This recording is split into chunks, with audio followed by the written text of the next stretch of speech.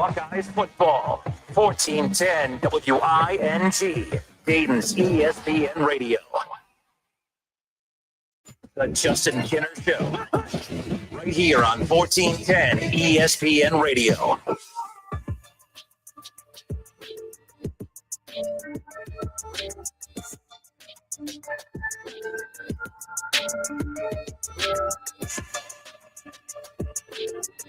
You know, it's days like today that honestly make me wonder why we sit there in the middle of June and July and say things like, man, I can't wait for football season to get here, because every Bengals fan I've talked to today is pissed off. Every Browns fan I've talked to today, they're pretty dang angry. Not me, though. I'm still sporting the Browns cap. I'm still good to go. I'm in a great mood. I'm in a great mood here on a Monday. Happy Monday, everybody. Hope everybody had a great weekend, all things considered. I mean, I get yesterday was kind of tough for Browns and Bengals fans, and that's what we're going to open up with here today. College Football Hall of Famer Keith Byars, he's going to pop in studio with us coming up here in hour number 2.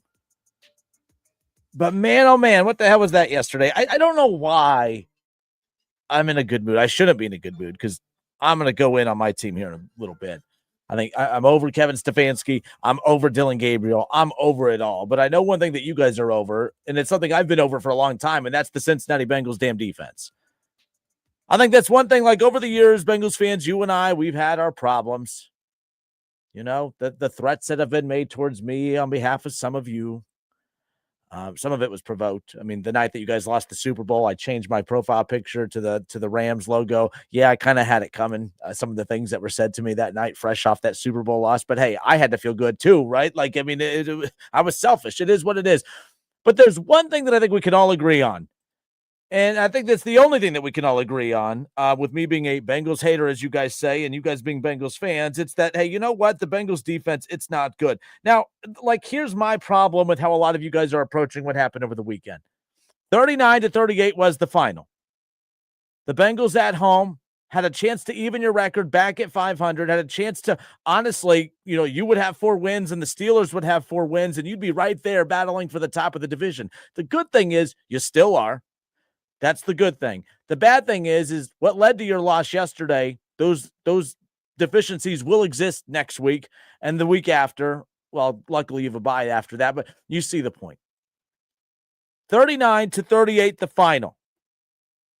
Justin Fields completed 21 of his 32 pass attempts for 244 yards, threw a touchdown. Breece Hall rushed for 133 yards, scored 2 touchdowns. I mean, what in the heck happened yesterday? What happened yesterday is what I've been trying to tell you guys for years now, is that your defense is no good, and I don't know why it's taken this long for all of us to get on the same page, because everything that comes out of my mouth, you guys just chalk it up to hating, but the bottom line is your team's defense stinks. Your team defense is horrible.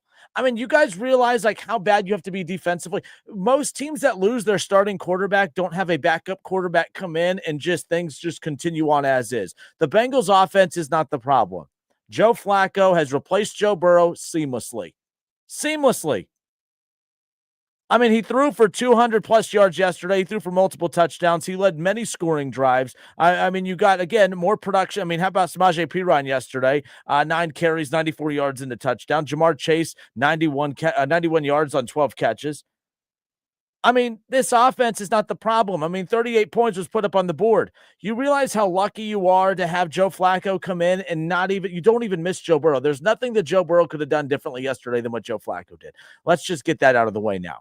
That's how lucky the Bengals are. But you know how bad and just inept you have to be from a front office standpoint to screw it up so bad that you're fortunate to lose Joe Burrow and still have a Joe Burrow-like production type of quarterback and still get the same results because you ignored every deficiency that this team had in the offseason and you blamed it on the one guy that had nothing to do with what the actual problem was, because you basically gave all the same ingredients to the new defensive coordinator and Al Golden, who was supposed to be better. But we found out that Al Golden with this group is significantly worse than Lou Anarumo with this group. You have, obviously, Logan Wilson, who wants out. You know, all the drama with Trey Hendrickson that happened in the offseason, who also wanted out, ultimately got paid, now can't stay out on the field. He's been predominantly healthy for recent seasons. And of course, once he gets his money, this is what the front office was worried about, that he wouldn't be reliable. And sure enough, he hasn't been very reliable because he hasn't been healthy. He leaves the game yesterday as well. I mean, this is, I don't even know what to say. I had no clue. Like everyone's like, I had multiple people reach out today and say, what's your thoughts on the Bengals? But I don't even know. I don't even know what to do or say in this particular situation because I feel like, and I told you so, probably now is not a good time for that. I feel like, and I told you so, probably would be a little bit of a low blow on my end. All right. So that's kind of where I'm at. But here's the problem, Bengals fans. Here's what you cannot do. Here's what you can't do. Stop blaming Zach Taylor. Stop. All together. Let's do this. Let's practice. Let's all say it 10 times together, okay? Stop blaming Zach Taylor. 1. Stop blaming Zach Taylor. Said it twice now. Stop blaming Zach Taylor 3 times. Stop blaming Zach Taylor. Stop blaming Zach Taylor. Stop blaming Zach Taylor. Stop blaming Zach Taylor. Stop blaming Zach Taylor. Stop blaming Zach Taylor. Stop blaming Zach Taylor. Stop blaming Zach Taylor. That is the most moronic thing you could do is to blame Zach Taylor at this point. Zach Taylor's side of the ball is the offense. I get he's the head coach. It's all his side of the ball. But Zach Taylor doesn't get to make roster decisions. Zach Taylor doesn't get to make the decision of who's the defensive coordinator, who's not the defensive coordinator. Zach Taylor has no power in that particular situation. So whoever replaces Zach Taylor will also have the same amount of power as Zach Taylor.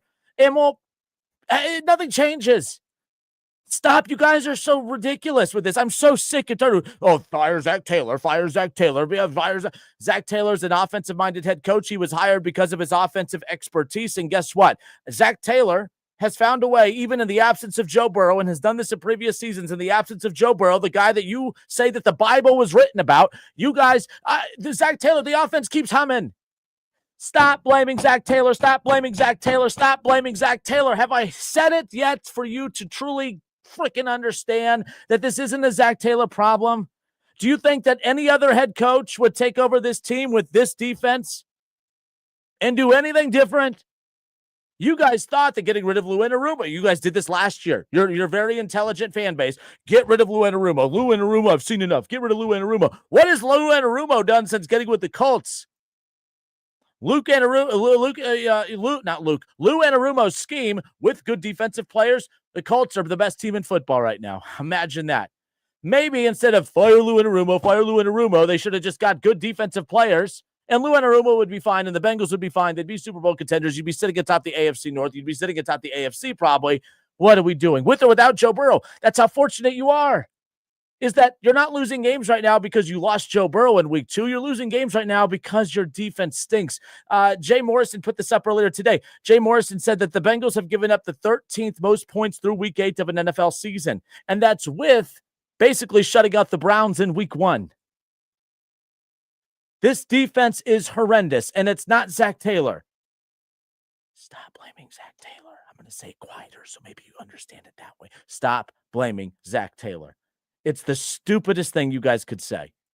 If you guys can literally watch that yesterday with a 40-year-old backup quarterback, that offense put up 30-plus points yesterday. They lost because they have no talent on defense, the same reasons they lost all of last year, and you guys still think that you understand football enough to say you got to get rid of Zach Taylor, man. What would getting rid of Zach Taylor do? Why don't you guys say what really needs to happen? They need better defensive players. It's that simple. You guys did this weird little song and dance last year, get rid of Lou Anarumo, and they did. And they brought in Al Golden, and I told you that was a mistake as well. I said Al Golden is not a good defensive coordinator for the Cincinnati Bengals. Any time that you wait as long as you did to make the announcement of who you're going to hire, and then to come to find out, because I've asked multiple reporters this, were there any other teams interested in Al Golden? Crickets on that. No other team. The only team that wanted Al Golden was the team that had him in Notre Dame and the Cincinnati Bengals. No other NFL team, with all the teams that had defensive coordinator openings last year, no other team wanted or was interested in Al Golden. But you guys, the fans, know he used to be a linebacker coach here. There's a lot of praise out there. A lot of people feel good about, stop. Nauseating. The team stinks. The defense stinks. The team doesn't stink. The defense stinks. Zach Taylor's not the problem. I'm so sick and tired of hearing about firing Zach Taylor. That's not going to fix anything. The Bengals have been one of the most explosive offenses in the league for years, and that has been with Joe Burrow. In Joe Burrow's absence, Joe Flacco arrives. They're explosive again. I know Jake Browning was not good this year, but let's remember the whole reason that the Bengals kept Jake Browning was because of how good he was. He had a 500 record in Joe Burrow's absence in previous seasons.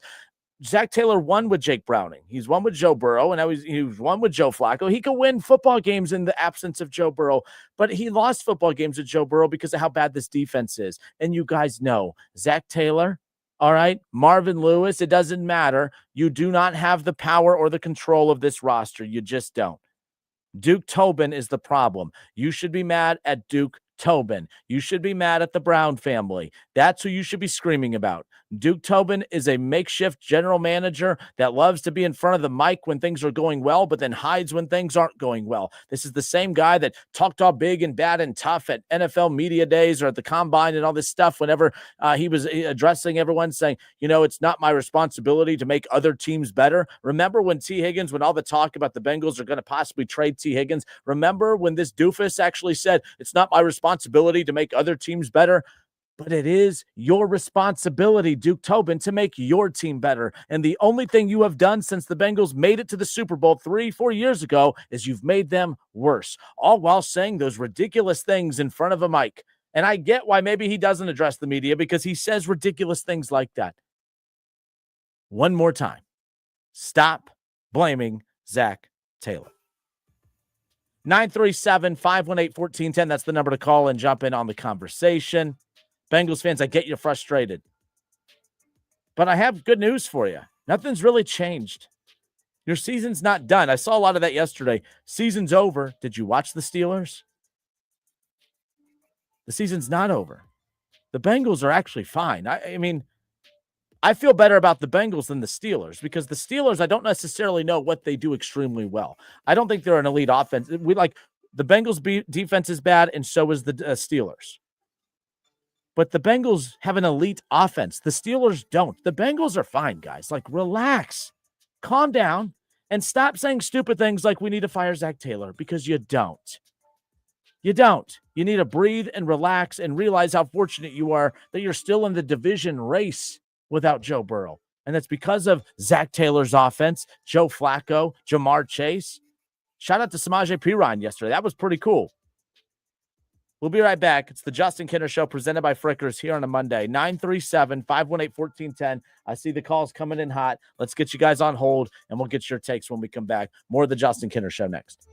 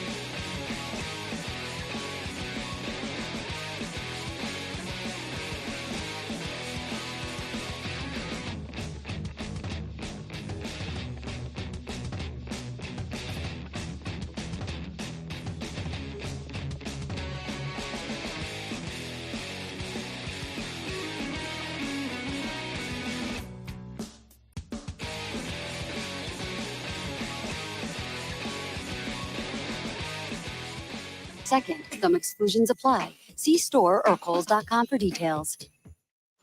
Justin Kinner Show. Right here on 1410 ESPN Radio. College Football Hall of Famer Keith Byars joins us 40 minutes from now. He'll hop in studio with us. We'll talk about the Browns, the Bengals struggles, and preview Ohio State's showdown with Penn State coming up this Saturday.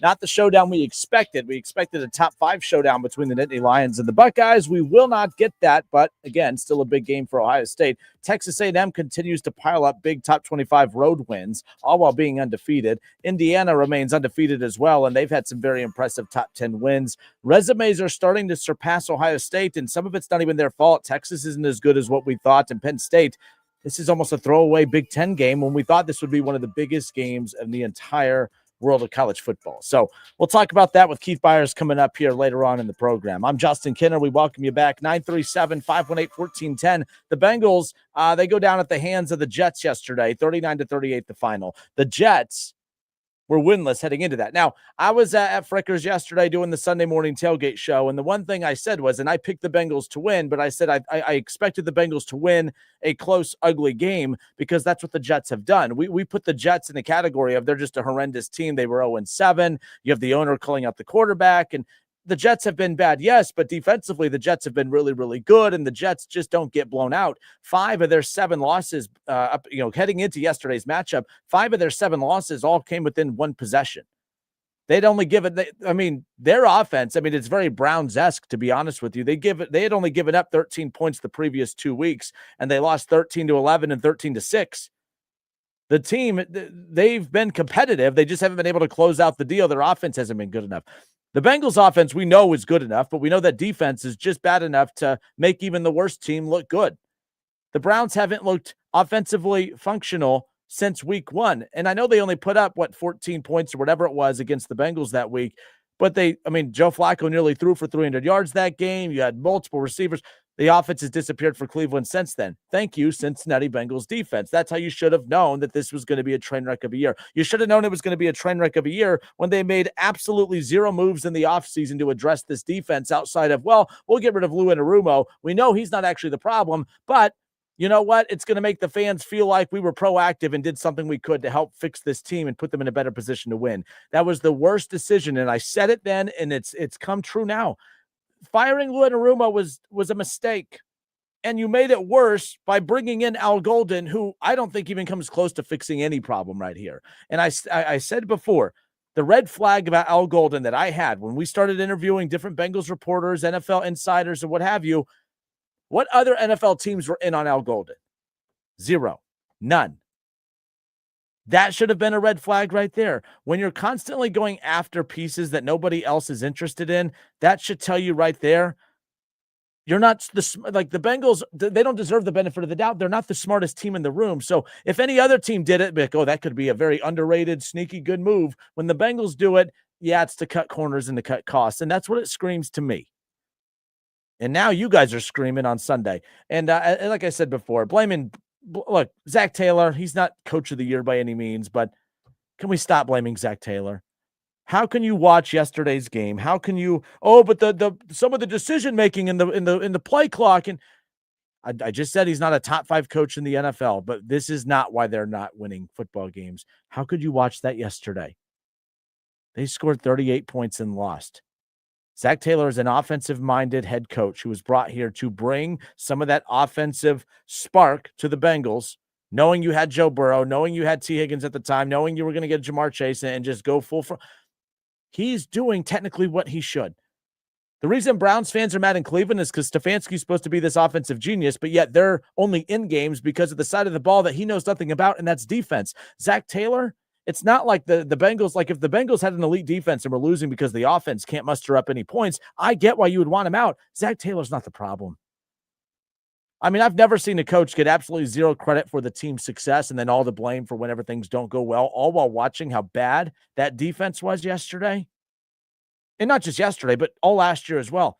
I remember watching that last year. I'm like, Zach Taylor's the problem. Joe Burrow has flourished in Zach Taylor's system. So Joe Burrow's successful in spite of him. Says who? Says who? Think about this. When Joe Burrow wants something, he gets it. When Joe Burrow doesn't like something, he lets you know. And Joe Burrow has had many opportunities that he could have said, we need a new head coach, and he doesn't, because Joe Burrow knows that he flourishes in this offense. He flourishes in Zach Taylor's offense with Jamar Chase and T. Higgins, and if it ain't broke, don't fix it. What he should be screaming about is how bad the defense is. We're live on the Justin Kinner Show Facebook page. And I'm going to get to your calls in a second. I know we have two callers in Springfield. I know Dick from Dayton, he's waiting on hold. We'll get to him in a moment as well. Troy, what up, Troy? Troy on the Justin Kinner Show Facebook page says, my Cowboys in the state of Ohio have been eliminated from the playoffs. I agree. Cowboys aren't going anywhere. Browns aren't going anywhere. But I don't think, nothing's changed for the Bengals. This isn't the Bengals. Oh, man, I hope they can get in the wild card. The Bengals could still win this division. The Steelers aren't very good, guys. They're a 7 to 9 win team in that range. And guess what? So are the Bengals. Nothing's changed. If the Steelers would have beat Green Bay last night, that would have made yesterday's loss worse. But you're angry. That was a painful, gut-wrenching loss. I get your frustration. Stop blaming Zach Taylor. The Bengals are a 3-5 team. You look at the Steelers, they're a 4-win team at this point. The Bengals aren't out anything. The AFC North is still wide open. The Steelers are 4-3. The Bengals are 3-5. You're one game behind the team that you already beat, who you'll face again coming up here in a few weeks and have another opportunity to close the gap. That was a missed opportunity yesterday. Absolutely. That defense is going to make the Bengals vulnerable the rest of the way. But the defense for the Steelers is really bad. And they don't have the offense that the Bengals do. I'm more confident in the Bengals than the Steelers the rest of the way. Two teams with bad defenses, two teams with veteran quarterbacks, 40 years old, leading the way. I love the Bengals offense, though. I respect and trust the Bengals offense more than I do the offense for the Steelers at this point. The Bengals are fine. Let's check the temperature of Bengals fans. Let's go to the phones. Let's go to Springfield. We got Bubba in Springfield. Thanks for holding, man. How are you? Hey, Justin, thanks for having me. I got two words that's going to describe this era of Bengal football, and that's squandered opportunity. Yep. You have three players that are generational players in the quarterback and the two wide receivers, and the Browns family will not put a defense that will help them win games.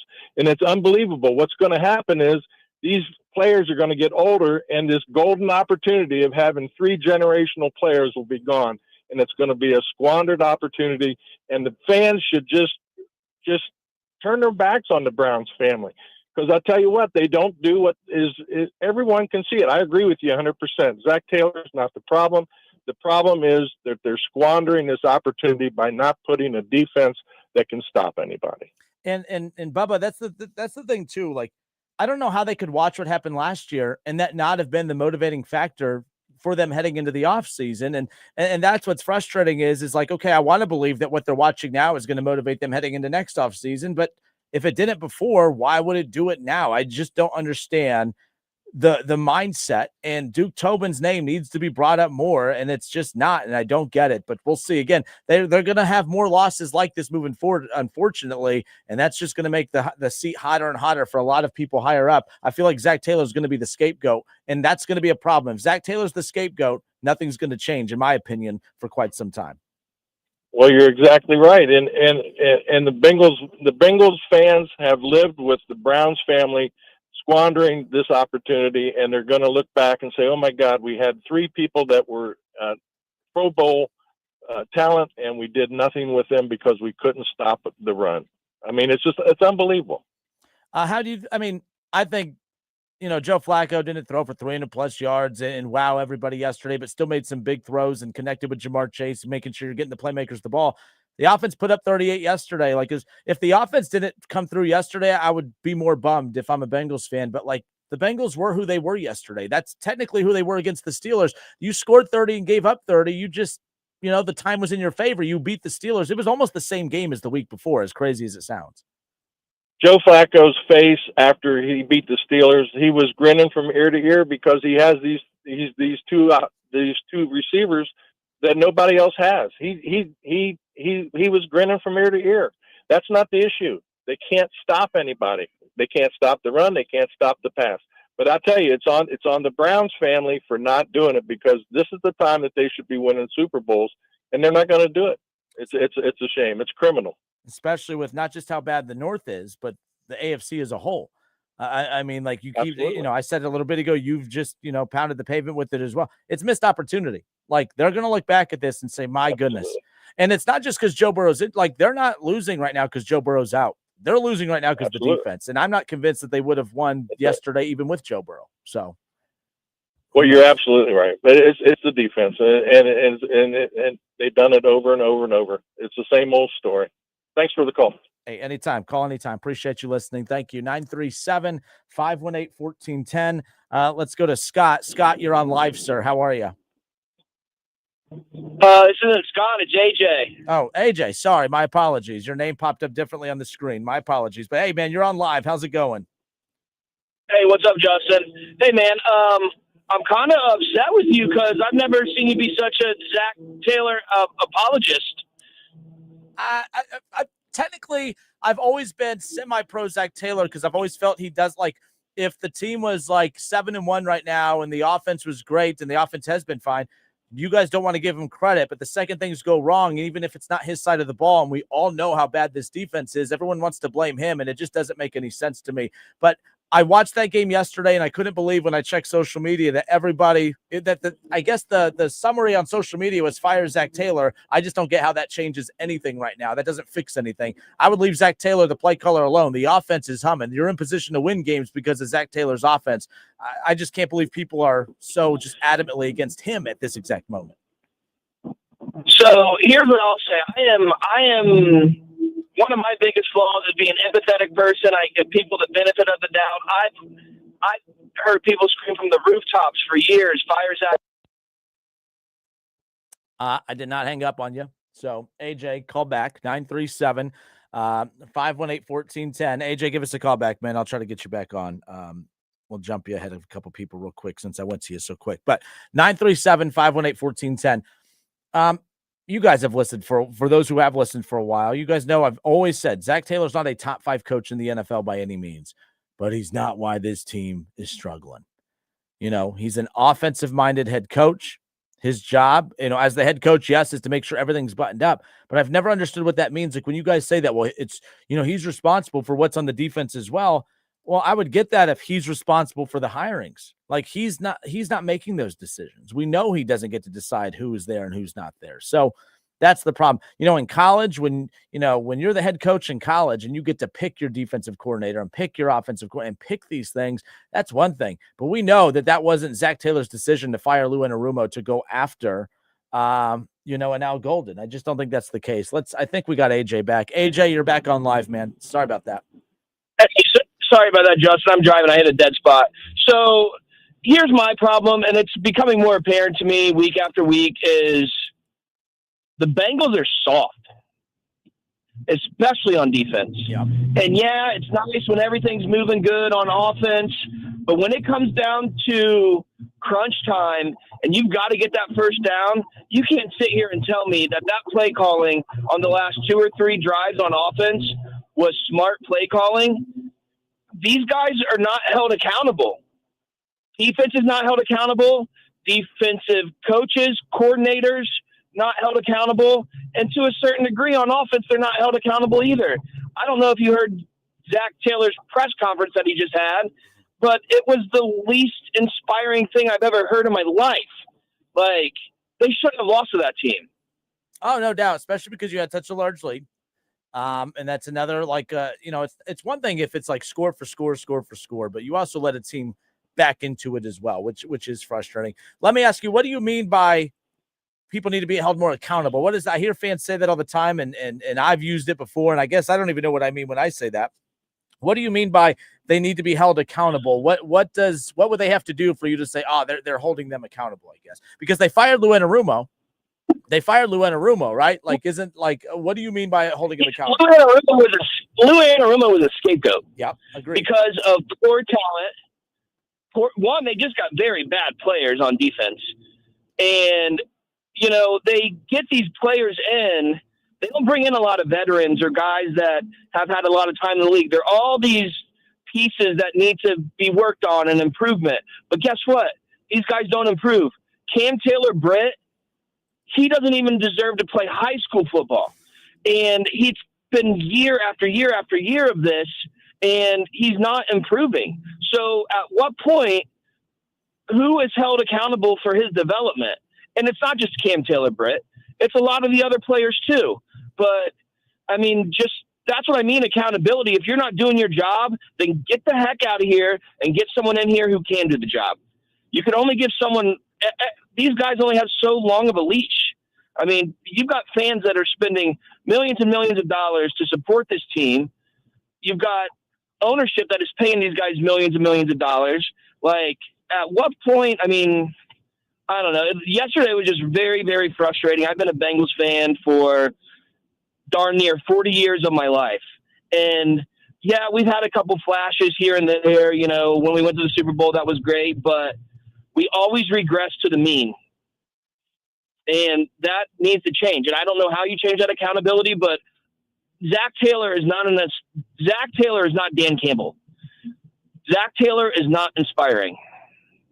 I get that, but you don't think that the fact that you're without Joe Burrow and that he's got this team to rally to continue to compete and be in games, and they're losing because the same way as they lost last year with Joe Burrow at quarterback. Like I agree with you, but I disagree only because this team they're not quitting. They're without Joe Burrow, and they're still out there busting their ass trying to find ways to win football games. They're just losing the same way they did with Joe Burrow, and that's out of that side of the balls. You know what? I think it's just because Zach's been around so long, and it's just like you need a fresh shakeup, and that's where this feels like it's trending as far as that goes. I think they do need a reset at the end of the year, depending on how this season ends. I just don't think firing Zach in the middle of the season makes a whole lot of sense.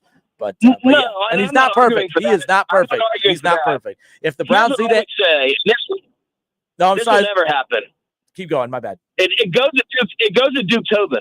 Yes, that I agree with. He's been doing this for 25 years, and we got crap players outside of hitting the lottery with Joe Burrow and T. Higgins and Jamar Chase. Yep. What else we got? And look, and I said that the best players you have. It's not like you got them because you found gems like, oh, man, he has an eye for talent. I mean, you won 2 games. That's how you got Joe Burrow. You won 4. That's how you got Joe Burrow and T. Higgins. And then you won 4 games. That's how you got Jamar Chase and Logan Wilson and guys like that over those 2 drafts, right? Like, and again, that's how all teams get good at a certain point. But he had a responsibility to continue drafting well, and they just haven't done it. It's a Duke Tobin problem, not a Zach Taylor problem. But Zach Taylor's not perfect either. I think we can meet in the middle, at least as far as that goes. But, hey, AJ, I appreciate you calling. Yeah, like the thing is, the Steelers lost. I don't think anything's really changed. I think the Bengals still have a good chance to compete for this division because the Steelers aren't very good. The Browns aren't going to do a damn thing. And I don't know how the Ravens pulled that off yesterday, but maybe they're the ones we should be worried about. Yeah, Ravens might get hot. Bengals, like I said, they're still in it, but they are outside of some flashes on offense. When it's easy, when it gets hard, the offense falls apart. They're just not very inspiring to me. They're still in it. I get it. I get that, but I'm not too optimistic about their chances of making the playoff. All good, man. Hey, AJ, you the man. I appreciate you calling. Thanks for calling back too. Later, Justin. 937-518-1410. Everyone thought I was going to just crack this mic and rub it into Bengals fans. Have you seen what's on my hat right here? It's a Browns helmet. It's a Browns logo. I'm not in a position to rub any losses of your team in your face when what I just saw yesterday. Let me ask you guys this. I'm going to talk with Byars about this. KB is going to be in here in about 20 minutes or so. What's worse, being a Browns fan or a Bengals fan? And what I mean is, if I'm going to tune in each week, because you Bengals fans have watched the same thing every week. You've watched an electric offense with no defense. I have tuned in every week to watch a team that is embarrassing offensively, as embarrassing as your team is defensively, with an elite defense. Which team is it harder to be a fan of right now? The team that has an elite offense and no defense, or the team that has literally no freaking offense and an elite defense? Which is worse? I mean, if we could just take the Bengals offense with the Browns defense, there's not a team that would come close to that hybrid team. But man, what a disaster. The Bengals have found a way to ruin an elite offense, and the Browns have found a way to ruin a good defense. It's It's frustrating. I see a lot of the comments still in the chat. I'm going to respond to your comments in the chat. Head to the Justin Kinner Show Facebook page. All right. You can watch the show live. I'll pull your comments into the show and read them and interact with you that way, or give me a call, 937-518-1410. Dick from Dayton. I see Miller and Tyler. I see a couple other calls on hold. We're going to get to you guys when we come back. It's the Justin Kinner Show presented by Frickers.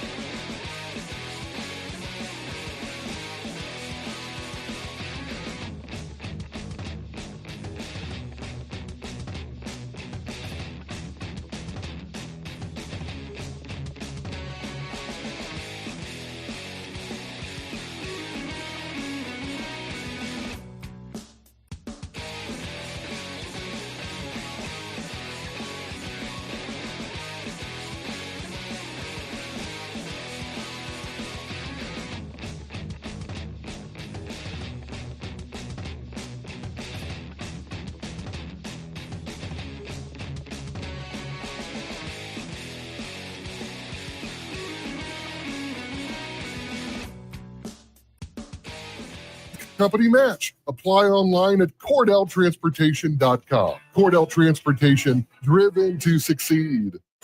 Justin Kinner Show. Right here on 1410 ESPN Radio.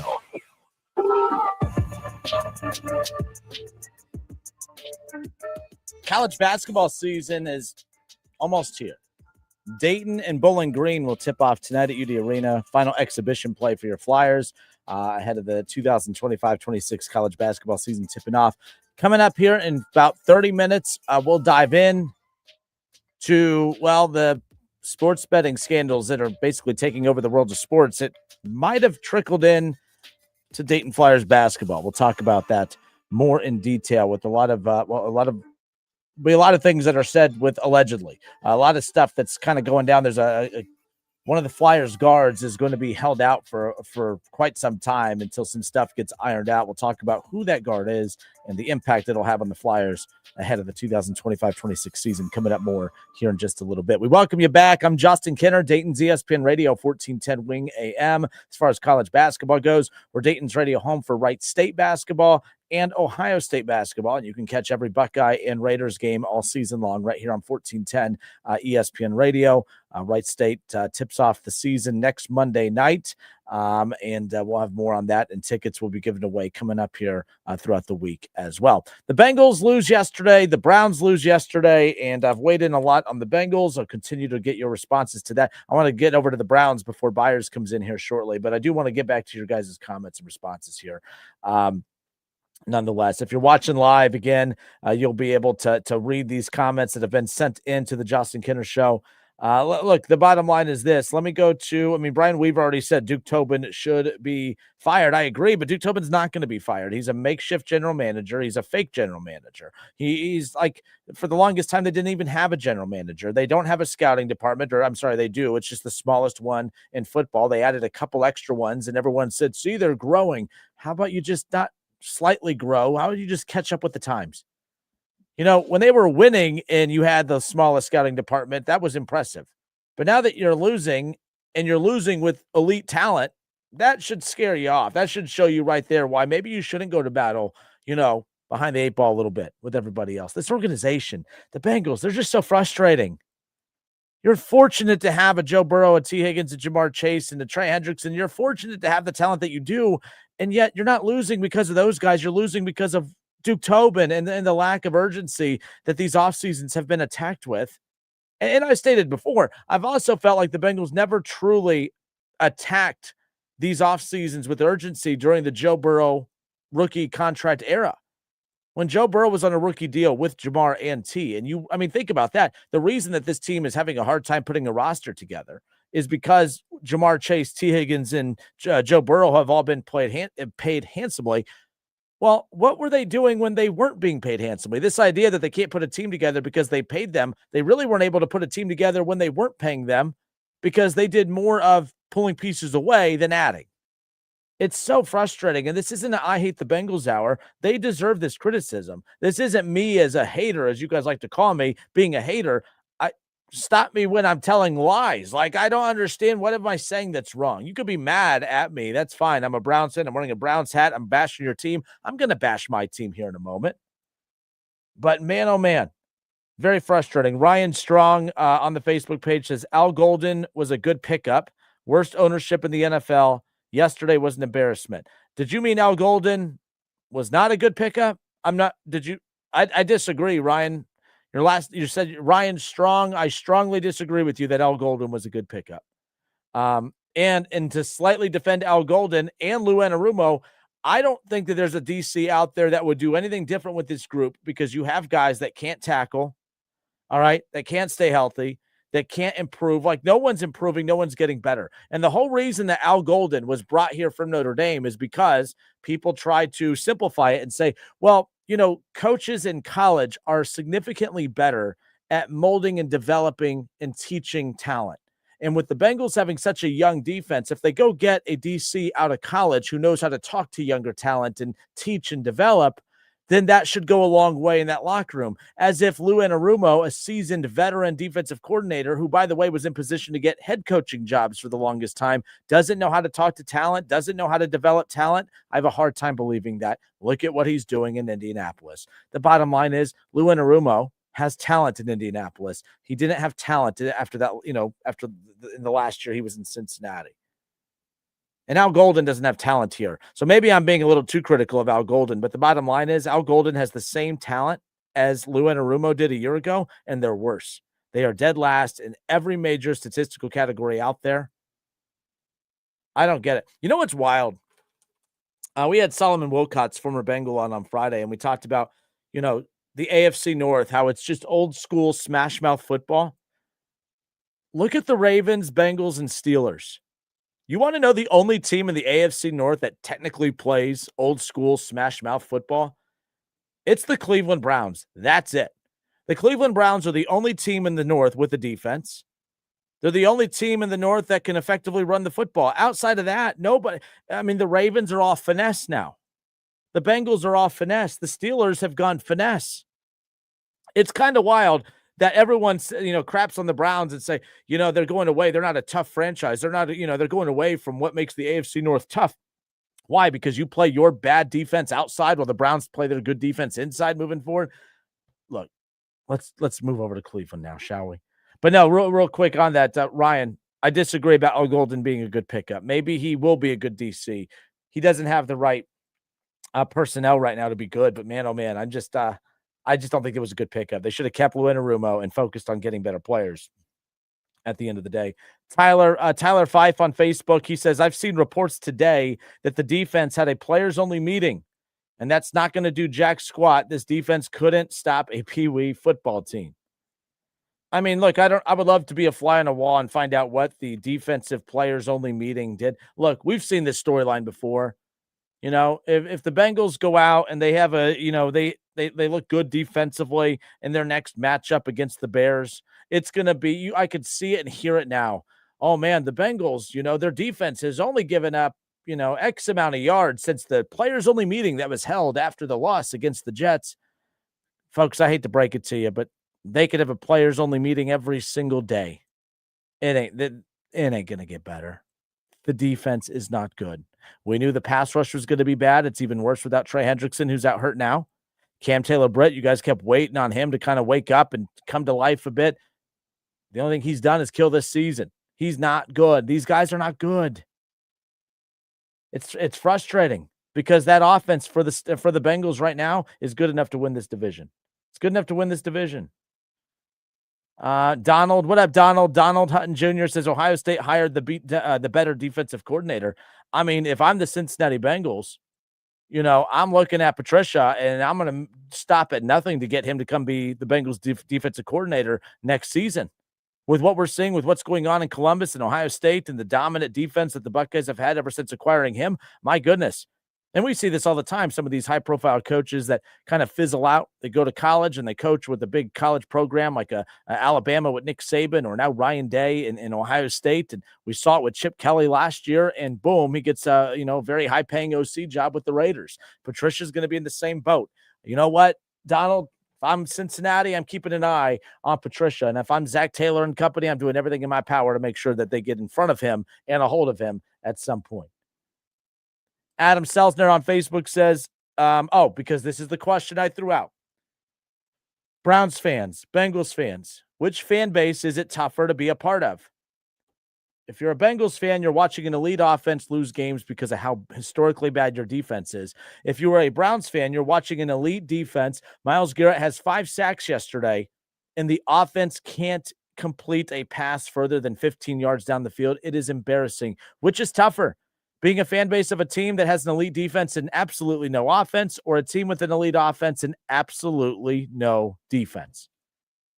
So Adam Selzner on Facebook says it's worse to be a Browns fan. The team since coming back in 1999 cannot get lucky in the draft-worthy talent, bring in good coaching, et cetera, et cetera, et cetera. Yeah, look, here's the thing. I agree. I think it's way worse to be a Browns fan than a Bengals fan. As frustrated as Bengals fans are, when you tune into a game each week, you have a chance to win because of that offense. Now, I would like to think that the Browns have a chance to win because of that defense. But when you can't consistently move the ball down the field, you have no shot. The Bengals being able to score almost every other time down the field, you have a shot to win every game. It's going to tick you off when you lose games like you did multiple times last year and what we saw over the weekend against the Jets. But at least you're going to be watching exciting games. You're going to be sitting on the edge of your seat. Your heart's going to be beating 1,000 miles per hour. Your blood pressure is going to be through the roof. You're going to be screaming and angry and happy. And you're going to feel all sorts of emotion. Browns fans were pissed off from the kickoff. I'm sorry, not kickoff, because it seems like Kevin Stefanski and the Browns, they practice like a series of plays all week long, and they master those, and then they have no clue what the hell they're doing after the first drive. The Browns are usually pretty good on the opening drive, and it feels like they're about to set the tone. They score on the majority of opening drives and then get their teeth punched in for the rest of the way. It's so beyond frustrating and nauseating, and I'm over Dylan Gabriel. Dylan Gabriel, I'm so tired of people. Oh, he's a rookie. Be patient. I could be patient. At least with Bo Nix, who didn't look elite to start, he showed flashes of stuff. I haven't seen anything from Dylan Gabriel. Dylan Gabriel said, explosive plays can come in multiple ways. Yes, it's making big plays, throwing it down the field 20, 25 plus yards, but also it could be an explosive play of a wide receiver catching a pass 5 yards out and then taking it the distance. Yeah, that's what we need. We just need more of those plays. Can we do that? It's not Dylan Gabriel's fault. It's the wide receivers who can't take a 5-yard catch and turn it into a 95-yard touchdown. This kid, I'm telling you, I'm over it.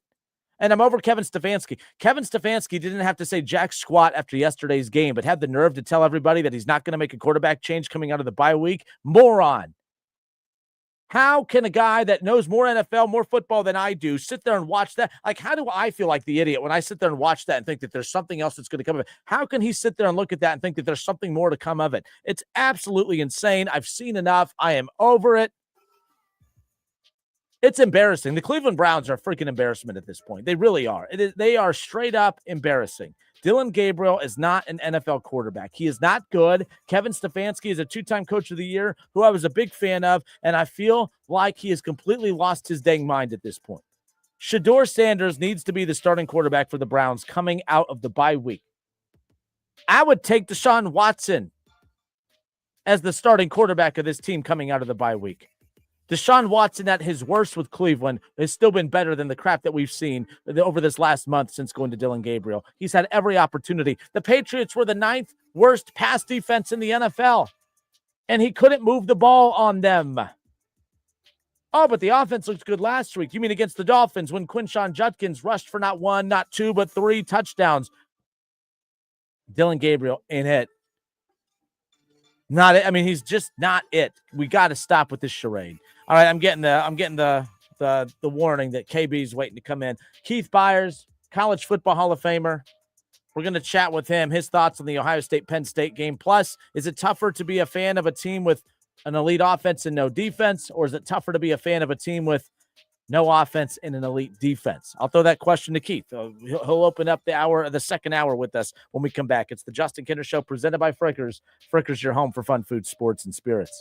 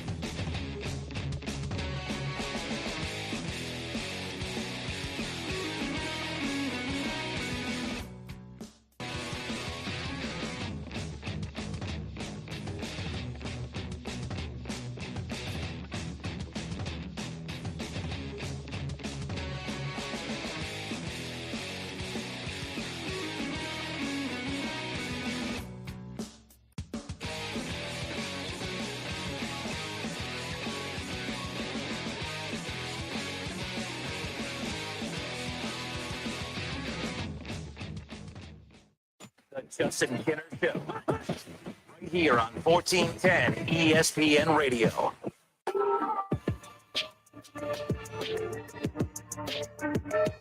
All right, and we welcome you back. It's the Justin Kinner Show presented by Frickers. Frickers, your home for fun food, sports, and spirits. 937-518-1410, the number to call and jump in on the conversation. We'll get back to that. We'll get back to your calls more coming up here in just a moment. The Justin Kinner Show also brought to you by our friends over at Dayton Weight Loss Secret. The Dayton Weight Loss Secret program has successfully helped thousands of people, me included, lose 20 to 30 pounds in the first month or two. You can schedule your free consultation in person or virtually by calling Dr. Justin and his staff at Dayton Weight Loss Secret today, 937-999-1480. Or, of course, you could schedule it online at DaytonWeightLossSecret.com. All right.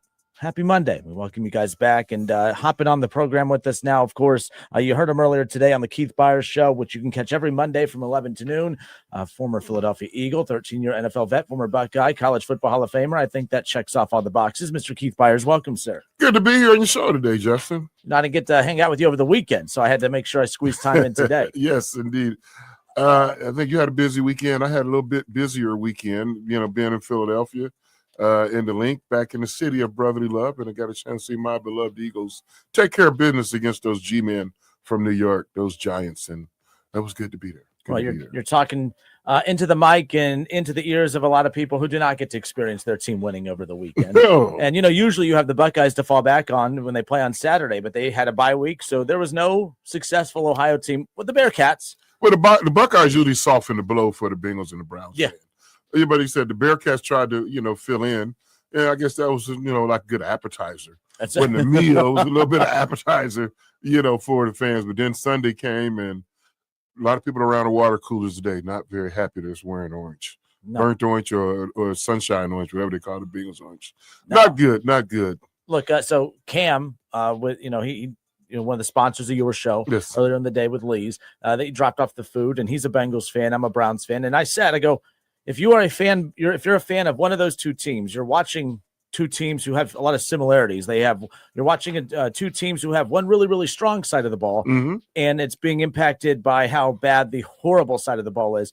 Which team is it tougher to be a fan of, Keith? The team that has an elite defense and no offense, or the team like Cincinnati that has an elite offense and absolutely no defense, the worst defense in the NFL? Which fan base do you think it's tougher to be a fan of? Oh, the team with no defense, as far as you break between the Browns and the Bengals. Yep. Oh, I mean, at least the Browns have a rookie quarterback that's, struggling, but rookie's going to struggle just a matter of when, not if they're going to struggle throughout their rookie year. But that Bengals defense is atrocious. It is atrocious. Can we just take the D out of the defense? That's just call it the Bengals quote-unquote defense is offensive. It has a foul odor out of it.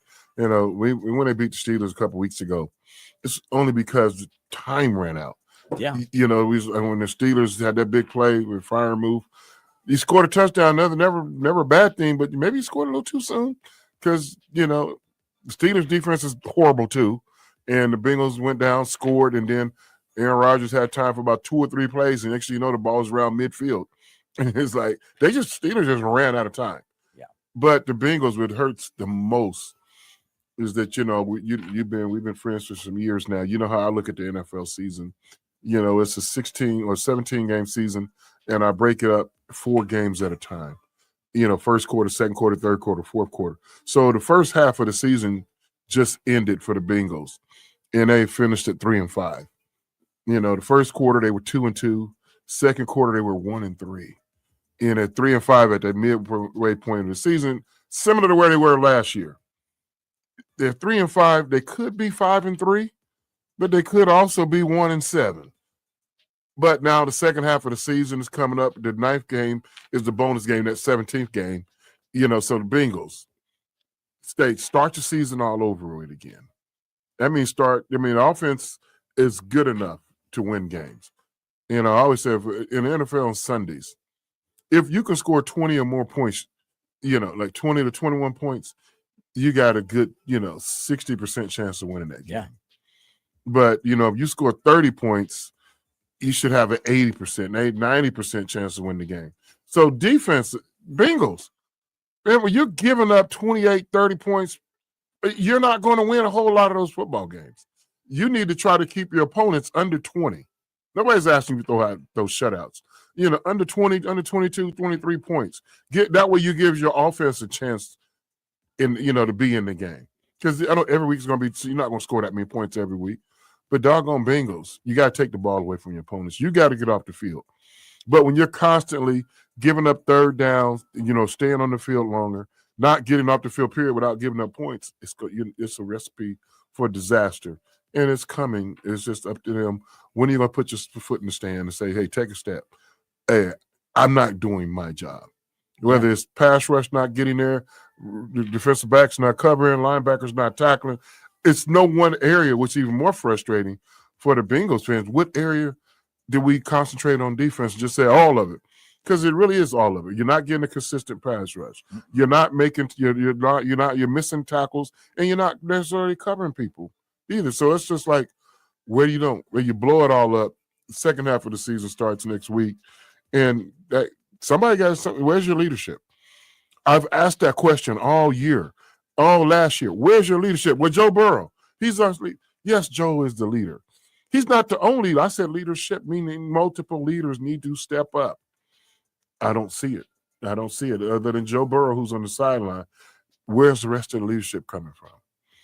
That's why you pay certain guys a certain amount of money to be leaders. You see my Philadelphia Eagles, we brought Brandon Graham back because that defense needs a leader, and a team, we need some leadership, so every team has faced that. I mean, you from whether it's college, pro, where's the leadership? And even the Browns. I mean, the Browns are defense is not slacked up. They're getting it done on defense, but where's that offensive leadership? And where's the general team leadership to be like, guys, I know we got a quarterback, but we all got to come together, to make this happen, to be leaders on this team that turns the game around, because 75% of the games every Sunday are decided by a touchdown or less, 7 points or less. Yeah. And either you make the plays or you don't make the plays. Yesterday, the Bengals didn't make enough plays. They gave up a lot of points. You did not make the plays that you should have made. That happens, all around. Well, yeah, and that's why I threw that question out there. If you're a Browns fan or as a Bengals fan, which fan base is it tougher to be a fan of right now? You said Cincinnati because of the defense. To me, I think it's way more frustrating watching a team that just can't move the ball and can't score because, for one, that's boring football. It's ugly, horrific football. Now, bad defense is ugly as well. But Bengals fans, you can't say you're not entertained. You can't say that you didn't enjoy a shootout yesterday. I would have enjoyed a shootout. I would have enjoyed a back-and-forth game. There's nothing fun to watch with Cleveland right now. Myles Garrett had 5 sacks yesterday, and you don't even feel good about it. It's even hard for me to crack the mic and brag about his 5 sacks because it didn't have an impact on the game. But Justin, that's what I'm talking about. It's horrific. It did have an impact. At least, he's doing his part. But like Joe Flacco, Jamar Chase, those guys doing their part. But you also need to don't just be about selfish. Me. I got 5. Mm-hmm. Hey, go encourage your offensive lineman on the sideline. Come on, guys, open up some holes. Block a little bit longer. Let's do. Special teams can make a play. Yep. You can always return a punt because the defense is getting stops. You can always return a punt to change the momentum. You can always return a kickoff. You can always block a punt. Always 3 phases of success: offense, defense, and special teams. Missed field goal for the Browns too. It's brutal to be a Browns. It's real. What I'm saying? Everybody's accountable. You can't overlook one particular area and just concentrate on one. Remember, I was just in Philadelphia. And every time, you heard me say many times, that 1991 Eagles defense is the last time a defense in the NFL has been number 1 defense overall, number 1 against the run, number 1 against the pass, and number 1 in total defensive yards. We had 5 starting quarterbacks that year because of injuries. Yep. Yet we won 10 games and missed the playoffs on a tiebreaker. So the Bengals, hey, you don't have a quarterback. Step up and get it done. The Browns, you got a young quarterback. Offense, you need to score more in Cincinnati. Defense needs some pick sixes. Strip sacks. Hey, Miles had 5 sacks. Did he strip? Did he strip the quarterback in any of them? No fumbles, no caused fumbles out of 4 or 5 sacks. All those little, you made the sack. Good, great. Now, don't just be content with a sack. Take the ball away from him. Strip him. Inspire your whole team. Because that 1991 season when I was with the Eagles, I'm an offensive player. We got 5 quarterbacks. And as soon as we turn that ball over, or as soon as our defense go get a turnover, they're coming off the field high-fiving each other. I'm looking at them. Hey, get your Gatorade quick because y'all going to be right back out here. This offense stinks. And we would turn the ball right back over. Interception, something stupid. Well, but a lot of times they would set us up. Hey, man, even as bad as this offense is, we don't have no quarterback. We're going to figure out a way, to win a game anyway. And we did. So our offensive playmakers stepped up. We don't have a quarterback. Yep. Still got me at running back. Still got Fred Barnett at wide receiver, Calvin Williams. So we just, guys, that's where leadership comes in. We know we're not good enough. And we signed a quarterback on Wednesday. He's starting on Sunday. He couldn't even audible. I'm in a huddle trying to help him out. So I know I've been a part of a struggling offense before. But there's no excuse. Mm-hmm. You still got to figure out ways to win ball games. And we won 10 ball games with a dynamite defense and opportunistic offense. So that's all you're looking for out of Cleveland is the offense. Just make a play every once in a while. Is you give them short fields. We're giving you short fields. I'm pleading. That's all I ask. Yeah, as far as the Bengals go, last thing before we move over to college. Over the last 3 seasons, the rest of the NFL is 86-6-2, Keith, when scoring at least 38 points. Over the last 3 seasons, the Bengals are 1-3. The only team with a losing record. The only team with a losing record when they score 38 or more points. That's unbelievable. It's Joe Flacco at quarterback, Joe Burrow. It's clearly, obviously, you win and lose as a team, but we all know right now the Bengals' big deficiencies coming on that defensive end. They have to find a way to get it fixed, no doubt about it. You've heard me, listeners and people that are watching, I have a formula for success in the NFL. How do you make the playoffs in the NFL? Well, number one, you have to win. The magic number pretty much this year is 10 games. You go 10-7, you got a really good chance, a better than 60% chance to make the playoffs. 11-5, you're definitely 11-6, you're in the playoffs. So you're definitely going to make the playoffs. So what is the formula for success? Now I'm talking about team success, the whole team. Everyone has goals. So you got to win 3 games. Your talent in the locker room should win you 3 games. Yep. The worst team in the NFL is going 3-14. You don't want to be that team, but they got enough talent to win 3 games. So your talent should win you 3. Can your offense win you 3 other games? That would be 6 wins. Can your defense win you 3 games? That would be 9 wins. So, and your good coach is worth 2 to 3 games a season. A really good, an elite coach. That's 12 games. So we know teams don't all win 12 games. That would be 12-5. But 12-5 is going to make the playoffs.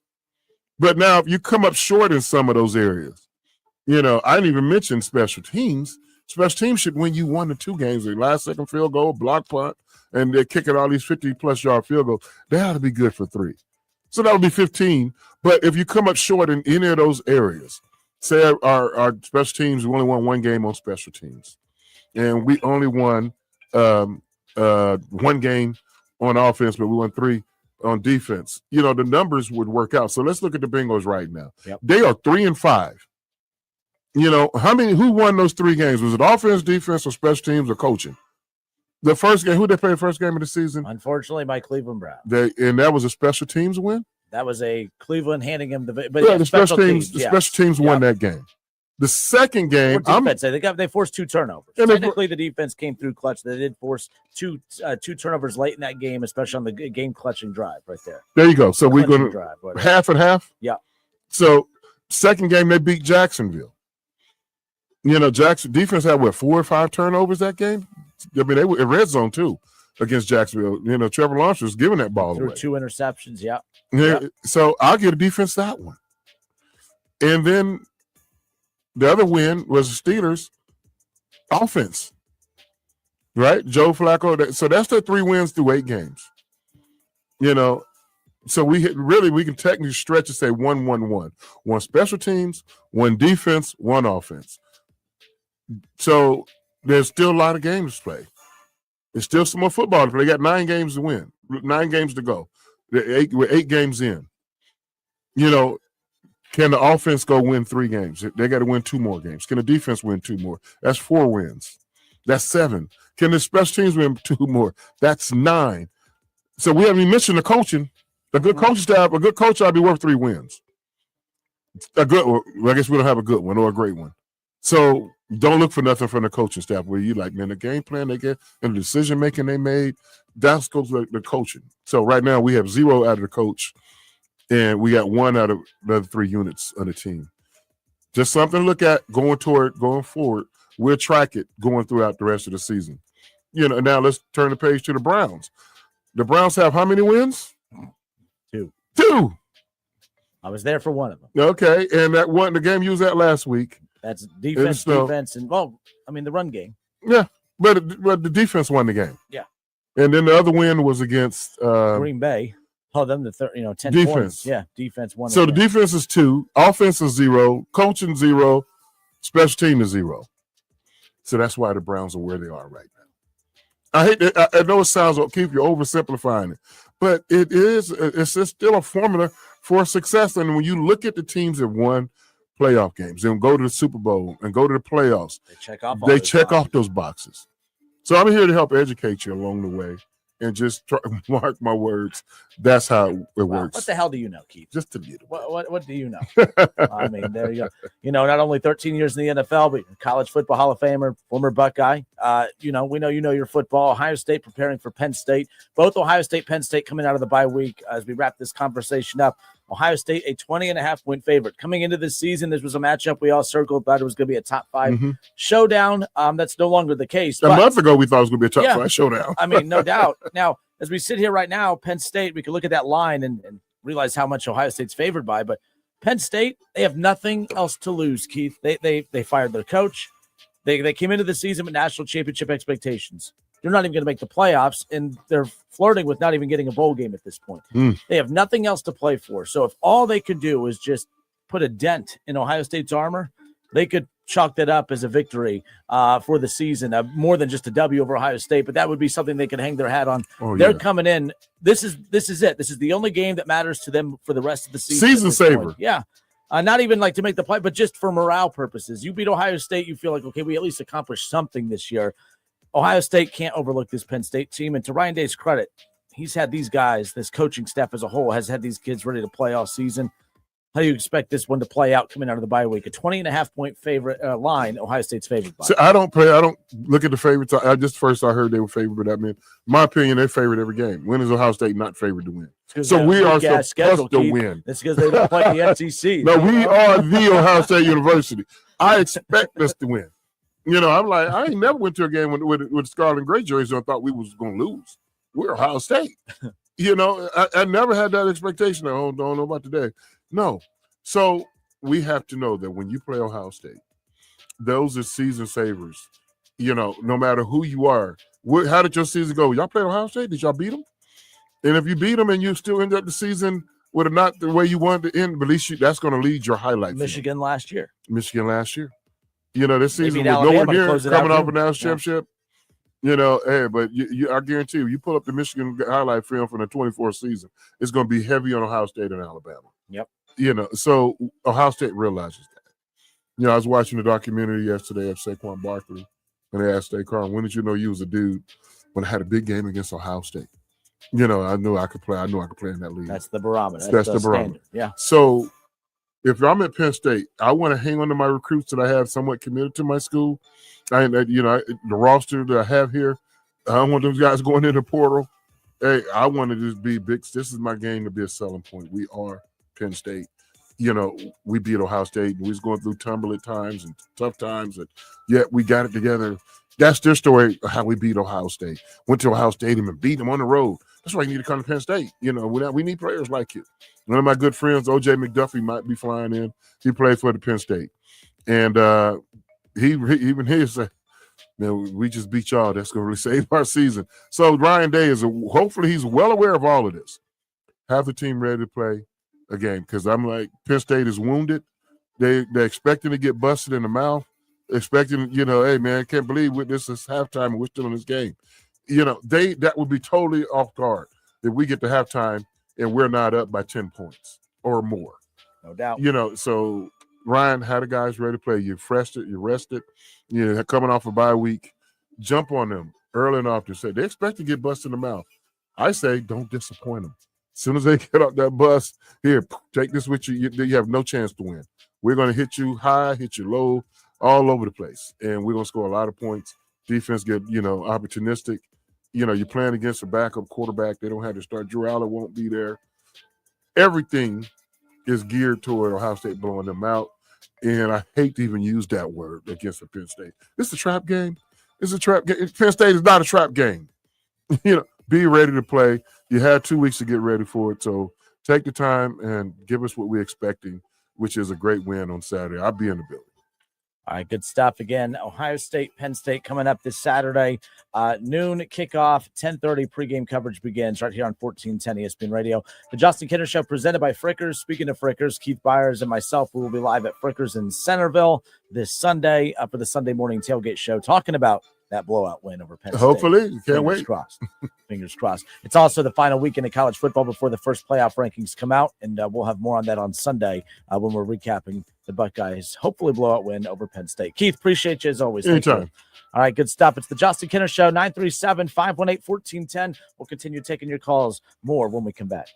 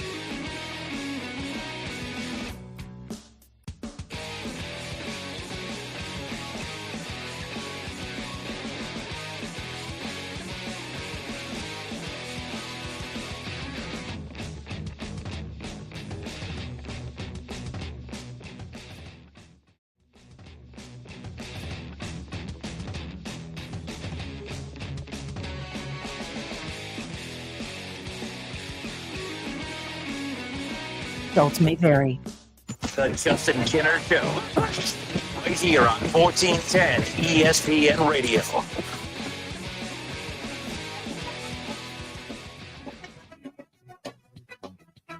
937-518-1410. I'm Justin Kinner, the Justin Kinner Show, presented by Frickers. Frickers, your home for fun food, sports, and spirits. Okay. A shout out to Keith Byars. Appreciate him hanging out with us here in studio for a bit. The Keith Byars Show every Monday from 11 a.m. to noon. He was in studio today. He's going to start popping in with us every Monday, recapping, of course, jumping into all the headlines coming out of that week's slate of NFL games. And there was a lot to talk about when it came to the Browns and the Bengals. Look, I'm the Bengals hater. I got to say that. But look, we went hard in the paint going after Zach Taylor and everybody. And like I said before, Zach Taylor, I'm not saying no blame should go his way. I'm not even against criticizing Zach Taylor. There were some questionable play calls down the stretch, but I mean, imagine having to be put in a position where you have to be 1,000,000,000% perfect. There, Andy Reid would not have been any different yesterday in that game. Like, I just don't get what I don't understand people's mindset with this.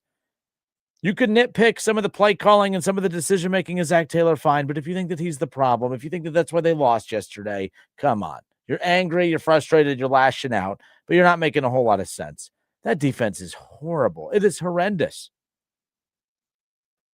The fact that they are even in position to win these games speaks highly about the offensive execution throughout the game with a 40-plus-year-old quarterback. You know, you do it with Joe Burrow, you expect it because it's Joe Burrow, and he's paid handsomely to do it. But when you're doing this with a 40-year-old quarterback, and we're going to nitpick Zach Taylor because he didn't call a timeout when you wanted, I mean, come on. That is just ridiculous. A 40-year-old quarterback who looked like he was done. He was not good with the Colts. He looked washed up with the Browns. And all of a sudden, he's put in the right situation and the right offense with the right weapons. And look what happens. Last thing on this before we get back to your calls. As I stated before, I see so many people quitting and giving up already. Guys, the Pittsburgh Steelers, okay? The Pittsburgh Steelers are 4-3. The Bengals have 3 wins. The Steelers have 4 wins. The Bengals have 3. You just beat the Steelers last week. You got the Steelers coming up again here in a few weeks. The Bengals are fine. You got the Bears coming up. I haven't even looked. Have they put out the lines for this week yet? Let's just take a look. Let me see. Let me jump into next week, week 10. Are we? Oh, week 9. I'm sorry. Chicago is in Cincinnati. The Bears, according to ESPN Bet, are a 2.5-point favorite, which is wild. I feel good about the Bengals' chances. I just watched the Ravens without Lamar Jackson just went down and kicked the living crap out of the Bears. I feel good about the Bengals' chances. The Bengals are going to be fine, guys. Like the Steelers, as far as they go, guess what? They got the Colts. They got the Colts next week. I see another loss for Pittsburgh. I see another opportunity for a win for Cincinnati. And guess what? When the Steelers drop to 4-4 and you're 4-5, you have the same amount of wins as the division. Like, nothing's changed. I guess that's why. Like, I get why you're frustrated. You're fed up. You're annoyed. You've lost patience. I get all that. But I've always been the peacemaker when it comes to Bengals fans, and I'm here to tell you it's fine. It's not ideal. You had an opportunity yesterday. I think we had a caller earlier in the show that just talked about this team's inability to be able to jump and capitalize on the situation. But at the end of the day, nothing's really changed. You were a game out of the division spot, a leading spot before yesterday, and you're still a game out of it today. I had a chance to jump on it, yes. But this kind of reminds me, I feel like this Bengals season is going to go very similarly to what happened with the Cincinnati Reds. How many times did the Reds come within a half a game all season? And they stubbed their toe and couldn't get it done. How many times did the Reds have an opportunity to not just capitalize, on that, but to win a big series or to have a series against a team that they should beat, right? Like the Bengals just had the Jets. The Reds would have a bad, a series with a bad team coming up, and we would circle and say, oh yeah, they're going to win that one. You shouldn't beat Pittsburgh, you beat Pittsburgh. You shouldn't beat the Yankees. You shouldn't beat the Rays. You shouldn't beat, the Tigers. There's certain teams the Reds shouldn't have beat, but they beat them. But they would lose to the Pirates. They would lose to the Marlins. It was annoying and frustrating. And I feel like that's what's happening with Cincinnati right now. You beat Pittsburgh, but you lose to the Jets. You're going to beat Chicago. Everything's going to be fine. Steelers are going to lose to the Colts, and we're going to forget about the social media temper tantrum that everybody threw on social media yesterday. Let's go to the phones. 937-518-1410. It's been a while, but Charlie, thanks for holding. You're on live, sir. What's going on? Another day in paradise. What you got for us today? I went down to the game yesterday, took my family, and about 40 minutes before the game, going to use the bathroom, look at my phone. Nick Mangold passed away. Yep. And I just wanted to go just take my family, like, let's just go get in the car. Like, we're not going to win this game. Like, Nick Mangold is so important to the Jets. Oh, my I don't know how gosh. much. I don't know how, and I had Jets fans right in front of me, like New York guys, and we live in Centerville. Like it's a big deal, and these guys were crushed, and I don't know how it affected the team, but I mean they sure played like we are not losing this game. We cannot lose when the day that we found out Nick Mangold died. But I mean. I've been saying it all year about our defense. Now, the last 2 weeks, zero pass rush, nothing. But a bologna sandwich can only be so good. Okay? You could fry it. You could put some jalapeno mustard on it. You could put some onion on it. You could spice it up a little bit. But after a while, it's still a bologna sandwich. I like where you're going with this. Yeah. And it's just, we got some steak on offense. We got Jamar. And I don't know. But the fact that no one can rush the passer other than Trey Hendrickson, it's got to be coaching. Like, we have Miles Murphy and the new kid. I can't even think of his name because it's so awful. Shamar. I watched him over pursue Breece Hall in that touchdown run. It was the angle that he took. Yeah, he looped around him, didn't even cut him off. He just it was like Olay defense. Have you ever watched a big clumsy puppy dog, like just one of them big lanky dogs? They don't have no brakes. They can't move very good.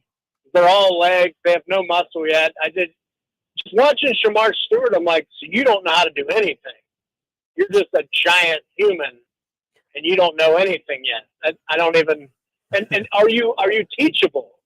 Because so far I've seen nothing, and it's really sad because he is a freak of nature. But goodness, you can't even contain.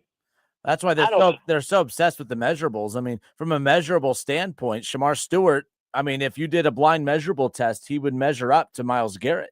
But I watched Myles Garrett with 5 sacks in one game yesterday, and Shamar Stewart doesn't even get 5 hurries. I mean, it's not even comparable. I don't get how you could have that physical makeup and still have zero impact on a game.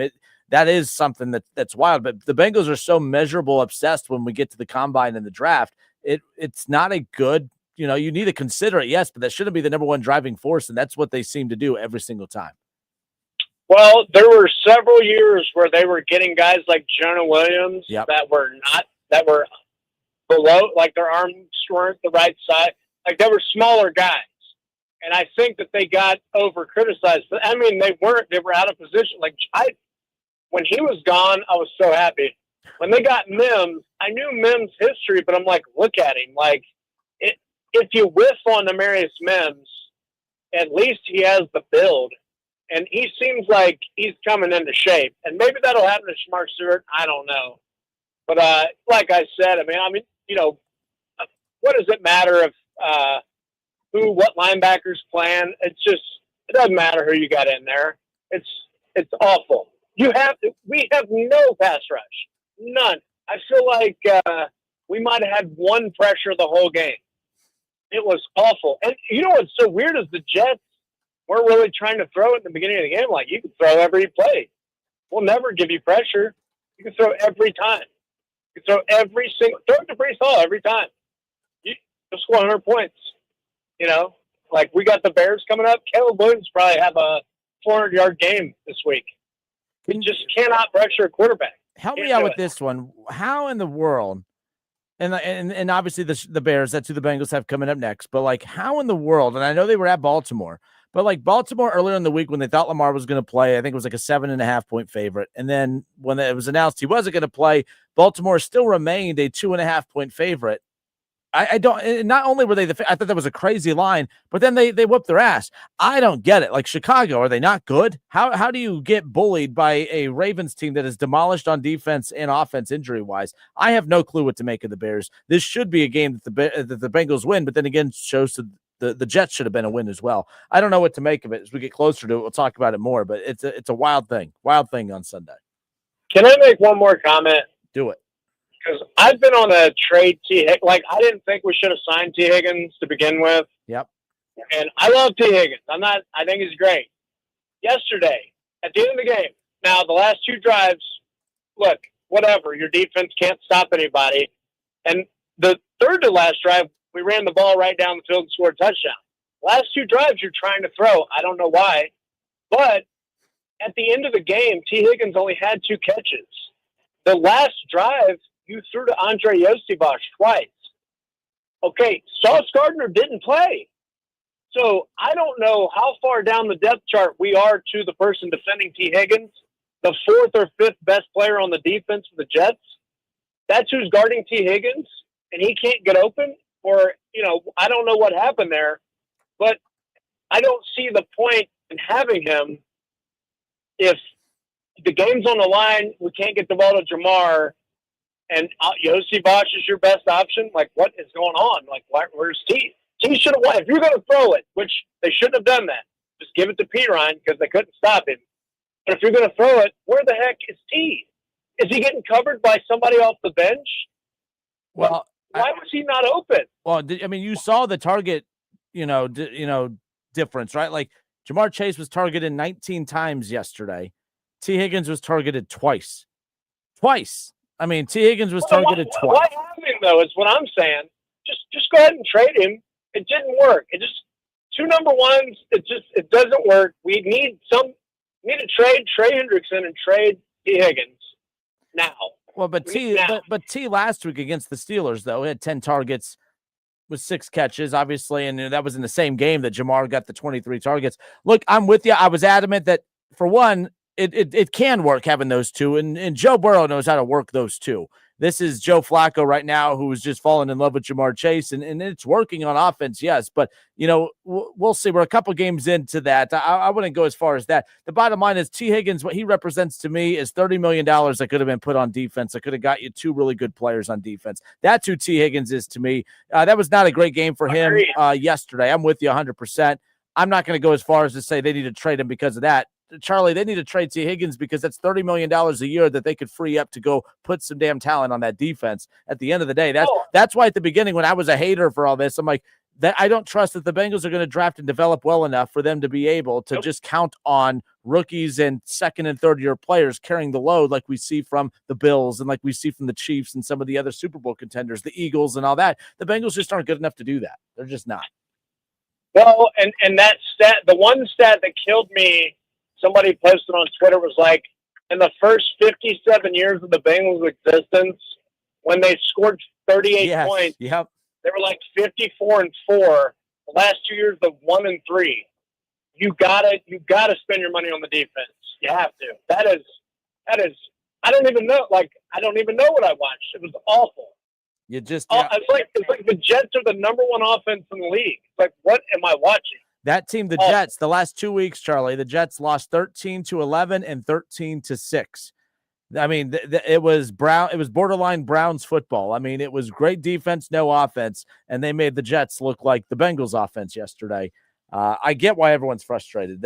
Everyone should be frustrated. But at the end of the day, nothing was lost yesterday because there's still a game out of the division lead, which is just insane. It's crazy how bad the North is right now, but the Bengals should be able to capitalize if they're lucky. But they can't drop games like yesterday. That was brutal. Well, but there's no answer in sight, though, on the defense. So nope. What do you do? Nope. And Lamar's going to be back here soon. You got Josh Allen. I mean, it's good to get more difficult as the season progresses because that was against just 2 bad teams, but we'll see. But, hey, Charlie, I'm out of time, man. I appreciate you calling. Good hearing from you. All right. See you, Justin. Take care, man. Yep. Good stuff. 937-518-1410. As far as, look, that was Justin Fields, who I think the Jets had like negative 18 total passing yards the week before or 2 weeks before, whatever. I mean, the Jets offensively have just been putrid. Justin Fields was so bad that the owner, right or wrong, was coming out and basically just talking about how horrific of a quarterback that they have. And then he came out and had a great performance yesterday. The thing is, I don't expect the offense for the Jets to look like that moving forward. I do expect the defense for the Bengals to look like that moving forward. And here's the quarterbacks coming up. I want to believe that the Bengals are good enough to get this done because I really liked what I saw from them on that Thursday night game against Cincinnati. I thought, but like that defense was so bad yesterday at home. It's really hard to overcome that. I mean, Joe Burrow couldn't overcome it last year. And Joe Flacco, he's 40 plus years old. And to his credit, he's doing everything that he can. This is a team that put up 38 points yesterday and they couldn't win. But guys, here's the quarterbacks coming up for the defense, okay? Here's what the Bengals are facing coming up. Caleb Williams. You could say, okay, I'm not that afraid of Caleb Williams. Well, I wasn't afraid of Justin Fields either, and we saw what happened. You got Aaron Rodgers again. Drake May, who honestly might be the real deal. Drake May diced up a top 5 defense yesterday. Drake May, pretty damn good. Mike Vrabel, I love Mike Vrabel. I'm still so jealous that the Browns let him just go. I mean, he defines a franchise. He totally changes the morale of a franchise. The Titans haven't been the same since he's left. The Browns, I mean, he would have been the perfect Browns head coach, but that's besides the point. I love Vrabel. I like the Patriots. I like what I saw from them yesterday. Good for them. They have dudes on defense. They have a hell of a head coach that you want to run through a brick freaking wall for. And Drake May might be the real damn deal. So you got Caleb Williams, Aaron Rodgers, Drake May, Lamar Jackson, Josh Allen, Lamar Jackson. That's the next 6 weeks with a bye week coming up after next week against the Bears. I want to believe that the Bengals can get it done. But, man, that was rough. That was bad yesterday. I get people's frustration, but the main goal for the show today for me was to remind everybody, stop blaming Kevin Stefanski, or stop blaming Zach. You could blame Kevin Stefanski. I'm over Kevin Stefanski. Stop blaming Zach Taylor. I've had a complete flip on this from about a month ago. I'm out on Kevin Stefanski, and I'm not all in on Zach Taylor. I'm just not out on Zach Taylor. He's not the problem. Sometimes when a team is bad, sometimes it's not coaching. It's just personnel. It's just bad players. It's not Zach Taylor, guys. It's not. His side of the ball, I know he's the head coach. All sides of the ball are his. But when you go get an inexperienced offensive mind to be your head coach, you're just praying that they're going to bring some kind of offensive expertise to the table that's going to make your offense stand out. And guess what? Zach Taylor's doing that. Zach Taylor's fine. He's not perfect. But my gosh, I don't know how you could watch what that defense did the last couple of weeks or really the last 2 years and actually think that Zach Taylor's the problem. He's not. And anyone out there that thinks, well, the way his decision making on when he runs the football and when he passes the football and the timeout, guys, stop. Andy Reid's not winning with this defense. Andy Reid's not. Mike Vrabel's not winning with this defense. There's not a Mike Tomlin. If you give Mike Tomlin this defense, his streak of finishing above 500, that's not happening either. Like, this defense is the problem, not Zach Taylor. 937-518-1410. I see we got Shaw. No, we don't have Shaw. Sorry, Shaw. Call back. We'll try to get you back on the line. We'll be right back. It's the Justin Kinner Show presented by Frickers. Frickers, your home for fun, food, sports, and spirits. We'll be right back. The Justin Kinner Show. Right here on 1410 ESPN Radio.